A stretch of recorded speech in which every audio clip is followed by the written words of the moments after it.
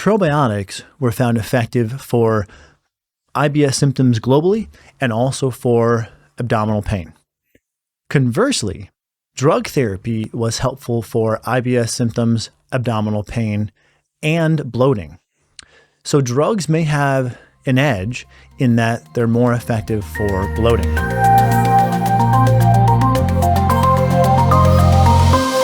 Hey everyone, welcome back. Let's discuss a very interesting study that assessed the effectiveness of probiotics versus the effectiveness of various medications in the treatment of IBS, irritable bowel syndrome. So if you're someone who experiences gas, bloating, abdominal pain, diarrhea, constipation, or perhaps an oscillation between the two, this is a study that you should know about because it helps inform, do you use probiotics and perhaps which ones, or may you want to use drug therapy? So let's unpack this study, which was a phenomenal study. Let's just cruise over to the page here in PubMed. Published in Beneficial Microbes, a meta-analysis, meaning a study of studies. In this case, researchers painstakingly analyzed 32 randomized controlled trials. And here's their conclusion, and then we'll unpack further this comparison between probiotics and medications for IBS. Our meta-analysis indicated that both probiotic and drug interventions are able to improve the persistent symptoms of IBS. So, at a high level, this tells us that either can work, but let's break down the comparison. Probiotics were found effective for IBS symptoms globally and also for abdominal pain. Conversely, drug therapy was helpful for IBS symptoms, abdominal pain, and bloating. So drugs may have an edge in that they're more effective for bloating. Now, the counterpoint here is when looking at global IBS symptoms, so the average of all the IBS symptoms, there was a higher ability for probiotics to improve symptoms than there was drugs. So drugs had the edge on bloating, but aggregate symptoms, probiotics seem to have the edge. And then final point here, drug therapy seems to have a higher degree of adverse events than does probiotic therapy. So there's some pros and some cons on each side.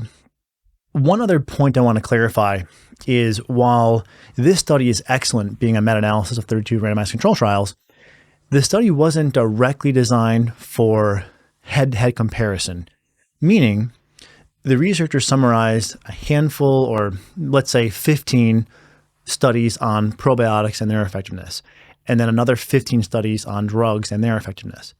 But these trials, each one of the constituent trials, were not comparison trials. So they're summarizing the effectiveness of interventional trials on probiotics, getting a number, and then comparing that number to interventional trials with drugs. So it is informative and it does give us sort of a macro comparison, but the data here could be stronger. So not to get too into the weeds, but I do want to make that one caveat. So in summary, when comparing the effectiveness of drug therapy to probiotic therapy, it appears drug therapy may have an edge for bloating, whereas total IBS symptoms may improve more on probiotics, and probiotics may have a lower incidence of adverse events. And the final point I'd like to leave you with is, hopefully anyway, this does not mean you have to think about this as a all or none probiotics or drugs, but rather, as I often advocate for, this semi-linear hierarchy. Maybe your doctor wants you to go on a medication and you say, hey, could I try 4 weeks on a probiotic and then reevaluate? Now, let's come to what probiotics and what drugs were examined specifically. Because one of the questions you may ask yourself is, well, okay, probiotics help, but which one? I go on the internet and there's gazillions. One of the things that I've advocated for a while is this system to organize probiotics into one of 3 types, or if we're getting really technical, one of 4 types. And here they are right here. The most studied form of probiotic is some combination of lactobacillus and bifidobacterium species. So if you're online or in the store, look at the label and you'll see anywhere from 3 to maybe 15 different species of lactobacillus or bifidobacterium. And that's what you see here. There's 10 different studies with different but similar formulas that are comprised mainly of lactobacillus and bifidobacterium. The other type of probiotic we often discuss is a soil-based probiotic. And as you see here, there were 2 studies, one with Bacillus subtilis and one with Clostridium butyricum. And then third and finally is this healthy fungus, which appears usually as Saccharomyces boulardii. In this case, it appears as Saccharomyces cerevisiae. These are the 3 I typically focus on and try to use as a heuristic for individuals organizing how they're trialing probiotics. Meaning, don't just keep taking different versions of the same thing. Try different categories to see which one feels best on your gut. Now, the fourth here is this E. coli Nissl 1917. And there are some impressive data on this probiotic. However, for regulatory reasons I don't really agree with, it's not available for sale in the US. However, people in Europe and other countries are using this with some benefit, as evidenced by this one study included in the meta-analysis.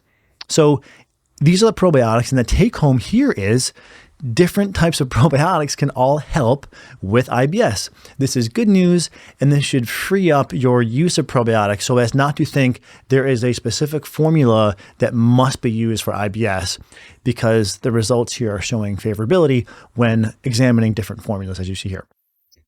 Now, with drug therapy, this is not all of the drugs included. I just wanted to include here some of the more common. You have rifaximin, an antibiotic used for SIBO and FDA approved for IBS. You have Linzess and Trulance for constipation, mesalazine, which isn't really an IBS drug. It's more of an IBD drug, but it is anti-inflammatory and anti-autoimmune. You have some GABA modulators, serotonin modulators, and some antispasmodics.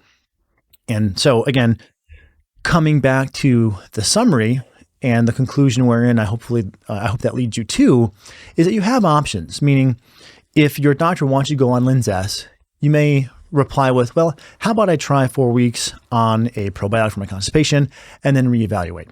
And part of the reason for this, tying in the adverse events, and this is something I've heard in the clinic from a number of patients, yeah, Linzess helped, but I feel like it helps too much. And so I went from being a little bit backed up or overtly backed up to now feeling like I'm running to the bathroom.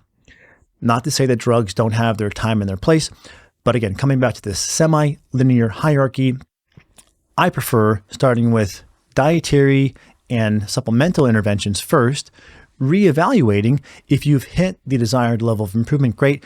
If not, this is a good time to speak with your doctor about one of the drug options as it pertains to IBS. There's certainly going to be exceptions to that rule, but I think it's a general framework that can be beneficial. So, in recap, meta-analysis of 32 randomized controlled trials shows similarity between probiotics and drugs for IBS. Drugs are better for some things, namely bloating. Probiotics may be better for global scores and have a lower incidence of side effects. Okay, this is Dr. Michael Ruscio, and I hope this helps you with improving your IBS.